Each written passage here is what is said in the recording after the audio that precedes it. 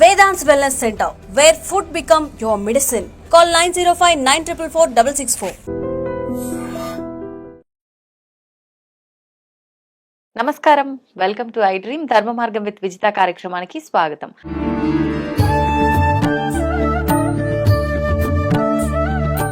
ప్రస్తుతం మనతో పాటు ఉన్నారు దివ్య విశ్వశక్తి పరివార్ ప్రచారకులు స్వామి ఓం స్వరూప్ గారు. ఇప్పుడు వారితో మాట్లాడి మరిన్ని విషయాలు తెలుసుకునే ప్రయత్నం చేద్దాం. నమస్కారం అండి.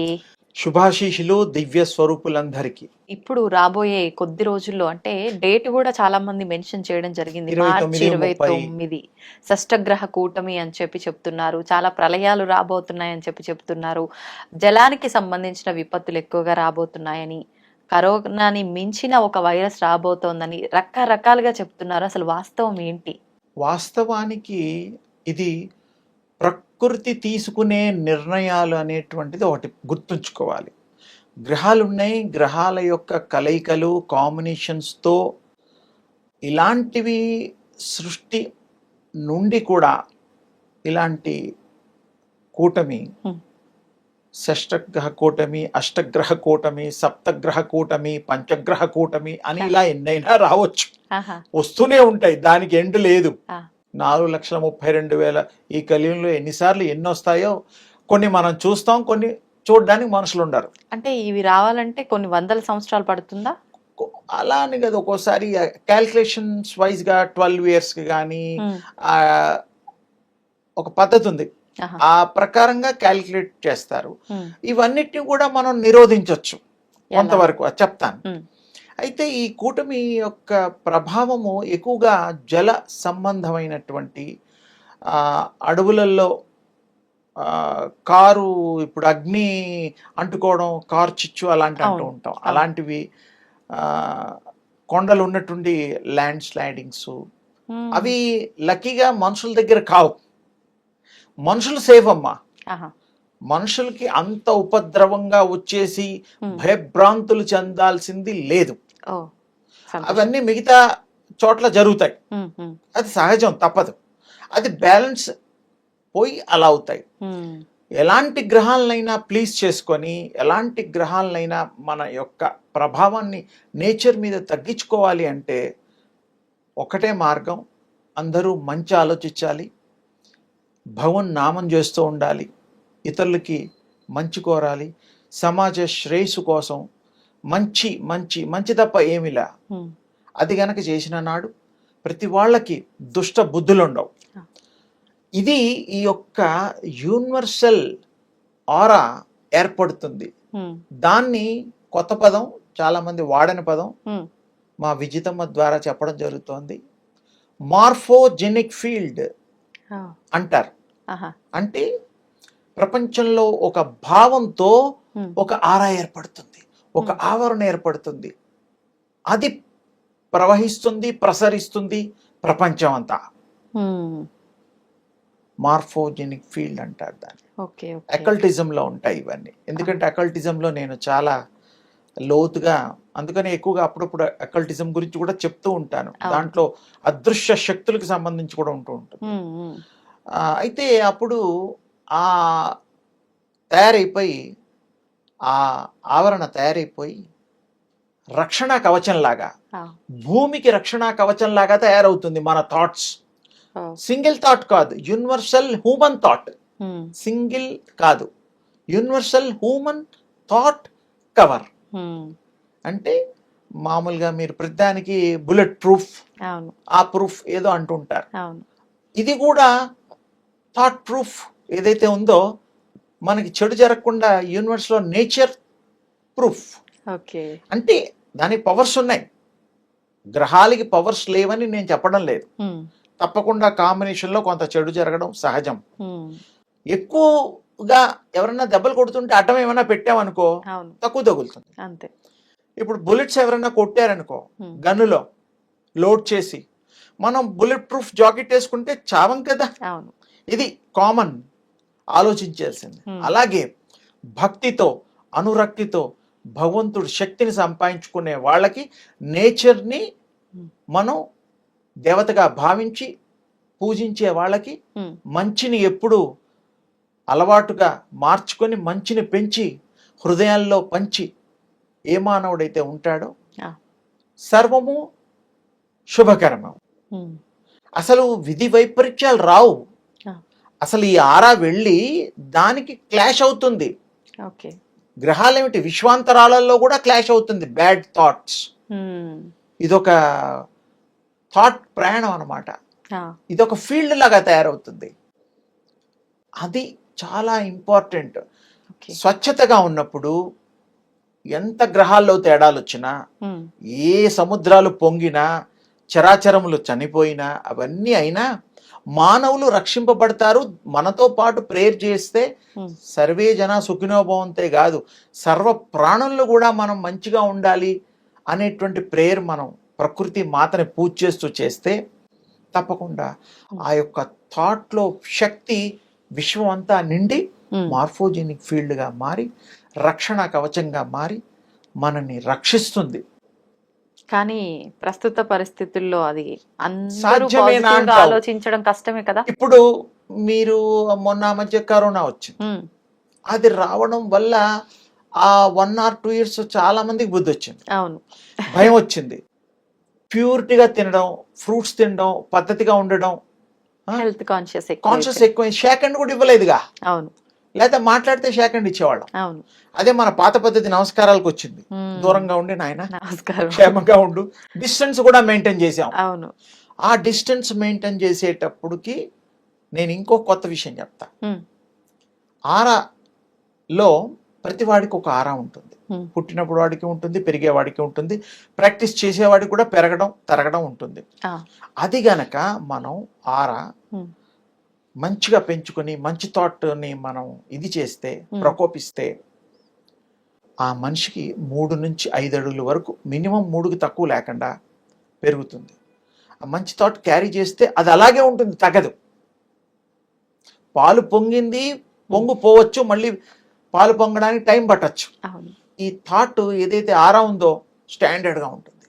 అప్పుడు మీకు చుట్టుపక్కల వాళ్ళు ఎవరన్నా మీరు పక్కన కూర్చున్నా, ప్రయాణం చేసినా పక్కన కూర్చోకూడదు.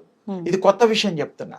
కూర్చోవడం వల్ల ఏమవుతుందంటే హీట్ బాడీస్ వాళ్ళకి, మనం కూల్ బాడీ అనుకో, మనకి వేడి తెలుస్తుంది, చేయి తగులుతుంది. జనరల్ గా సహజం. చిన్నపిల్లల్ని ఎత్తుకున్నా కూడా మనకు ఆ ఫీలింగ్ ఉంటది. ముఖమొహం తెలియని వాళ్ళది ఆ విధమైనటువంటి వాళ్ళ ఆరా మన ఆరాకి క్లాష్ అవుతుంది. అప్పుడు మన ఆరా కొంచెం పవర్ఫుల్ గా ఉంటే we can have resistance from that aura. మనం కాపాడుకోగలుగుతాం. వాడికి తెలియదుగా, అసలు ఆరా గురించే తెలీదు. తెలిసిన వాళ్ళు ఆలోచించాల్సింది చెప్తున్నా. పక్కన కూర్చోకూడదు, ప్రయాణాలు చేయకూడదు.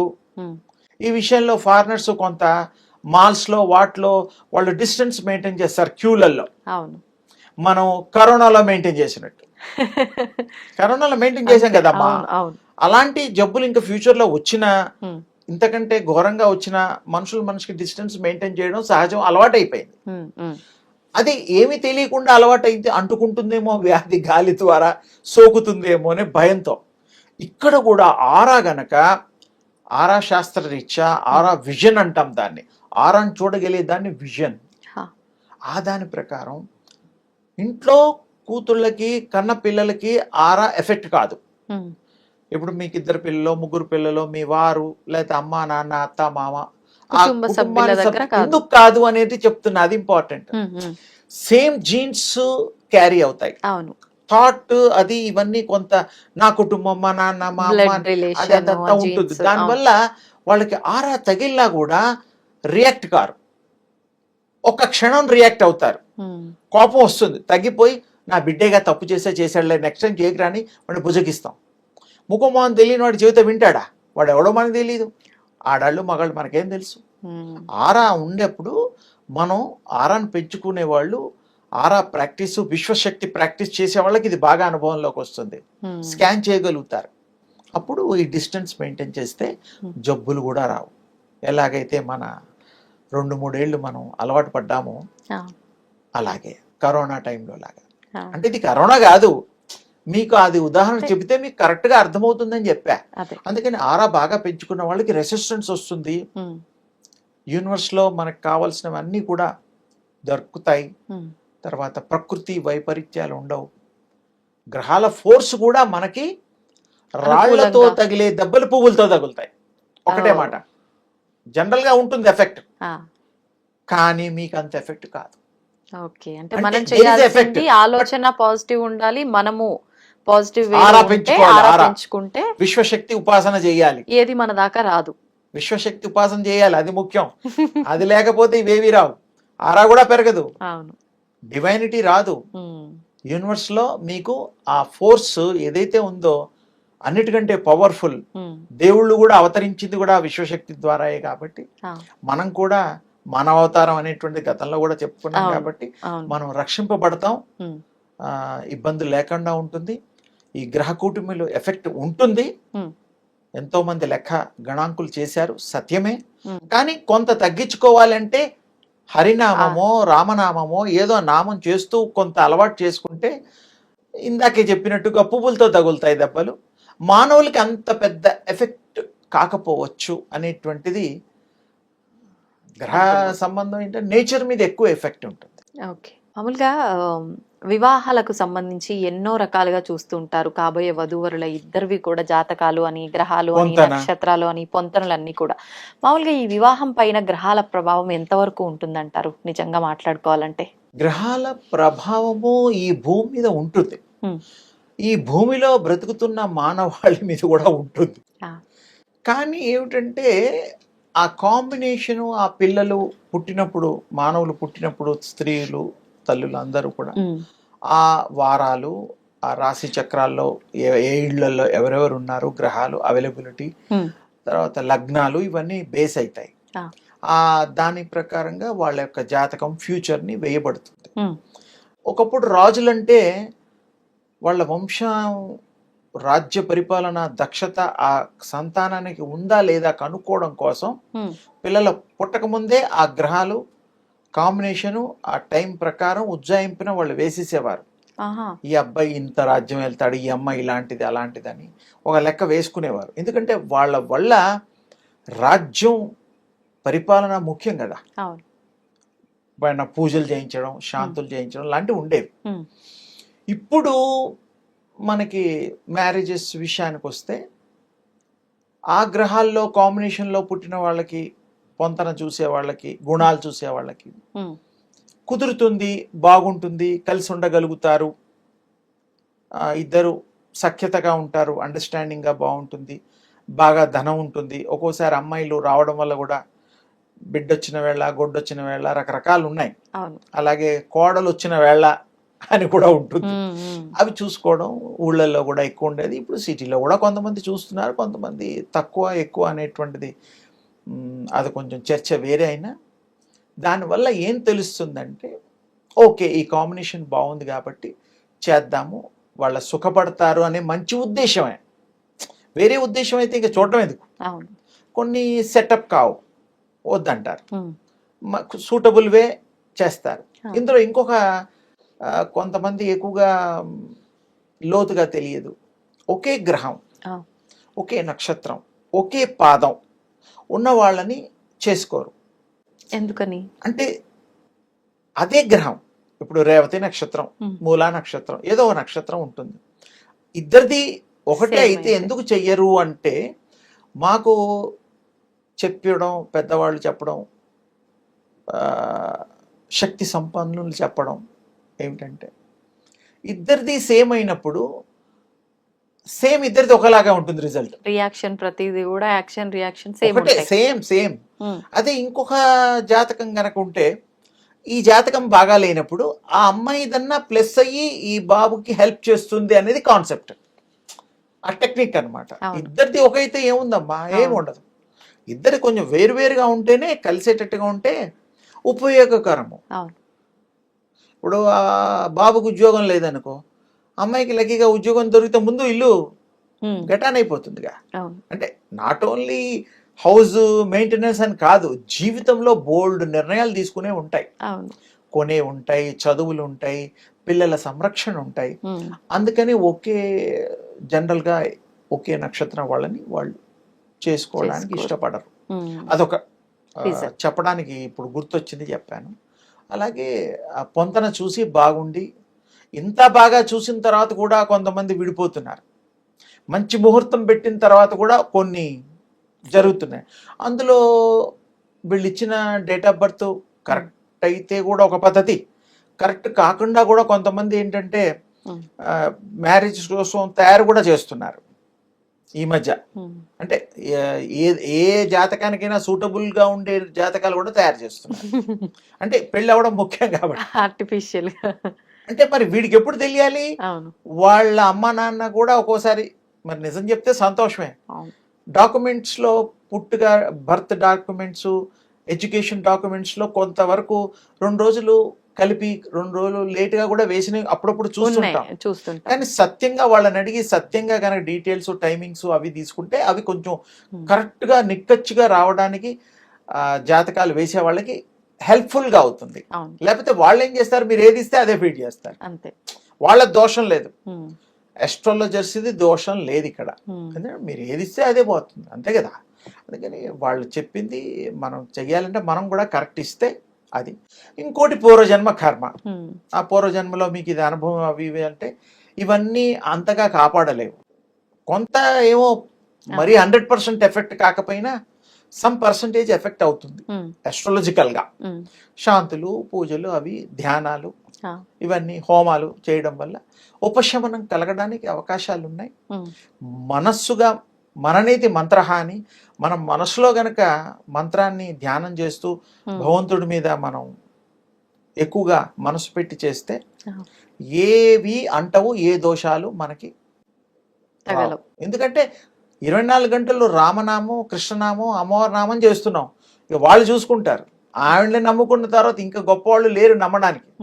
గ్రహాలని కూడా ఆడిచ్చేది ఎవరు, ఆజ్ఞాపించేది ఎవరు? ఆ తల్లులు, దేవుళ్ళే. ఆ దేవుడినే పట్టుకుంటాం, మూల విరాట్నే పట్టుకుంటాం. అంతే, ఆవిడ చూసుకుంటారు, అయ్యవారు చూసుకుంటారు. దానివల్ల కూడా మనం కొంత సేఫ్టీ అవ్వచ్చు, సేఫ్గా మనం రక్షింపబడతాం. జనరల్గా చూడడం మంచిదే. మరి వారి వారి ఇండ్లలో జాతకాల యొక్క అంటే తప్పకుండా చూసేవాళ్ళు ఉంటారు. కొంతమంది జాతకాలు నమ్మరు. కొంతమంది రకరకాలుగా పెళ్ళిళ్ళు కూడా గాంధర్వ వివాహాలు అవుతున్నాయి, ప్రేమ పెళ్ళిళ్ళు అవుతున్నాయి, ఇంట్లో చూసేవాళ్ళు అవుతున్నాయి. ఈ కలియుగంలో అన్ని రకాలు అవుతాయి. కానీ ఉంటుంది ఎఫెక్ట్, చూసుకోవడం మంచిది. ఆ తర్వాత అయ్యేది దైవేచ్ఛ, మన పూర్వజన్మ సుకృతమే అక్కడ యాక్ట్ చేస్తుంది. కొన్ని మనం క్రమశిక్షణ, మనకు కూడా ఆలోచన ఉంది కదా, విధానం సరిగ్గా మంచి ఆలోచనలు చేస్తే మనకు మంచి జరుగుతుంది. గ్రహాలని గౌరవిద్దాం, మనని మనం ముందు గౌరవిద్దాం, మన ఇంటి దేవుడికి దండం పెట్టుకుందాం, హృదయంలో ఉండే ఆత్మారాముడికి దండం పెడదాం. తల్లిదండ్రుల యొక్క కృప, కరుణ రోజు తల్లిదండ్రులకి దండం పెట్టుకుందాం. ఏ పని చేసినా తల్లిదండ్రులు ఏంటి, నడయాడే దేవుళ్ళు.